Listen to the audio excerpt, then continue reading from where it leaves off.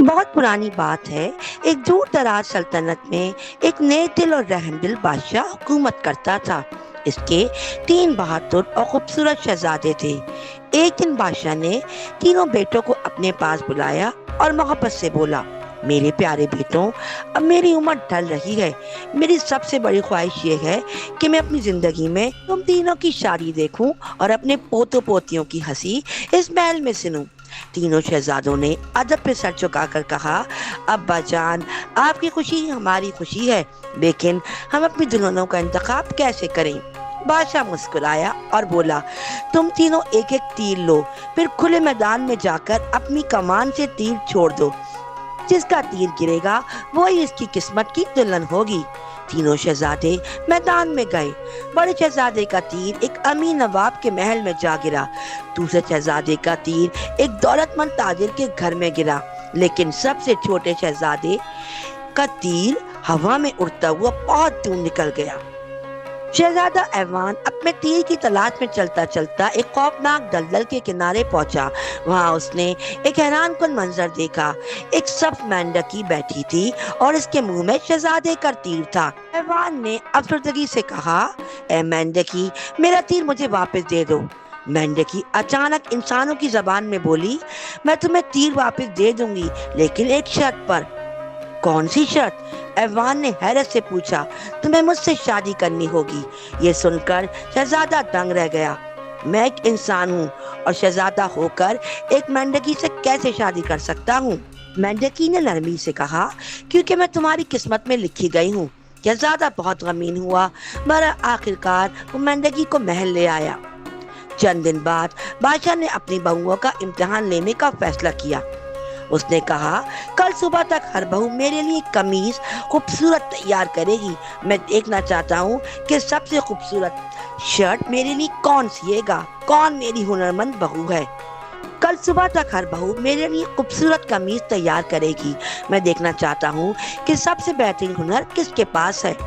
शहजादा ऐवान बहुत परेशान हो गया। वो अपने कमरे में उदास बैठा था कि मेंढकी फुदकती हुई आई और बोली, इतने परेशान क्यों हैं शहजादे? जब ऐवान ने सारी बात बताई तो मेंढकी मुस्कुराई और बोली, फिक्र ना करो, रात से ज्यादा अक्लमंद सुबह होती है। तुम आराम से सो जाओ।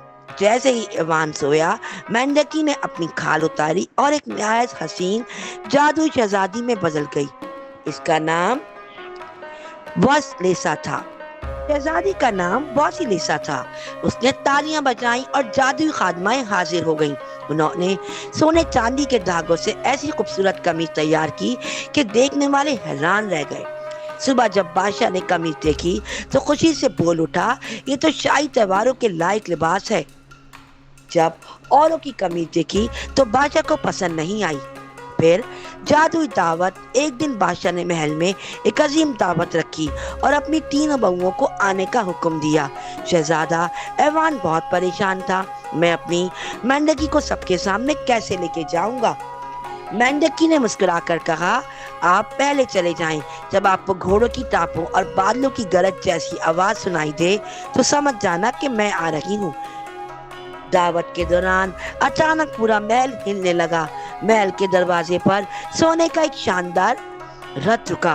उसमें एक बेहद हसीन शहजादी बाहर निकली। वो वासलीसा थी। उसने नीले रंग का चमकता हुआ लिबास पहना हुआ था, जिस पर सितारे जगमगा रहे थे।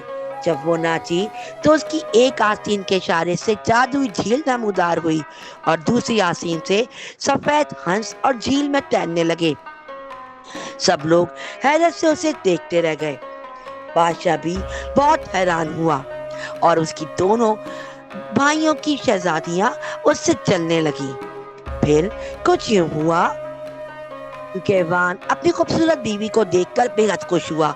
उसने सोचा, अगर मैं मेंढकी की खाल जला दूं तो वासलिसा हमेशा के लिए इंसान बन जाएगी। वो चुपके से घर गया और मेंढकी की खाल आग में जला दी। जब शहजादी उसने जली हुई खाल देखी तो उसकी आंखों में आंसू आ गए। उसने गम से कहा, ऐवान, अगर तुम सिर्फ 3 दिन और सब्र कर लेते तो मैं हमेशा के लिए तुम्हारी हो जाती। अब मुझे जालिम जादूगर कोशी के कैद खाने में जाना होगा। ये कहकर वो एक कोयल बनी और खिड़की से उड़ गई। शहजादा ऐवान बहुत उदास हुआ, अपनी बीवी की जुदाई में तड़प उठा, उसे ढूंढने निकल पड़ा। रास्ते में उसने एक भालू, एक खरगोश, एक बत्तख और एक मछली की जान बचाई। सबने वादा किया कि वक्त आने पर वो उसकी मदद करेंगे। आखिरकार ऐवान एक अजीब जंगल में पहुंचा जहां मशहूर जादूगरनी बाबा यागा रहती थी। उसने कहा कि जालिम कोशी की जान इसके जिस्म में नहीं बल्कि एक सुई में छुपी हुई है। वो सुई एक अंडे में है, अंडा बत्तख के अंदर, बत्तख खरगोशों के अंदर और खरगोश एक लोहे के संदूक में बंद है जो एक ऊंचे दरख्त पर लटका हुआ है। ऐवान फौरन उस दरख्त तक पहुंचा। भालू ने दरख्त गिरा दिया, खरगोश ने दूसरे खरगोश को पकड़ लिया, बत्तख ने उड़ती हुई बत्तख को दबोच लिया और मछली ने समंदर से अंडा निकाल कर वापस दे दिया।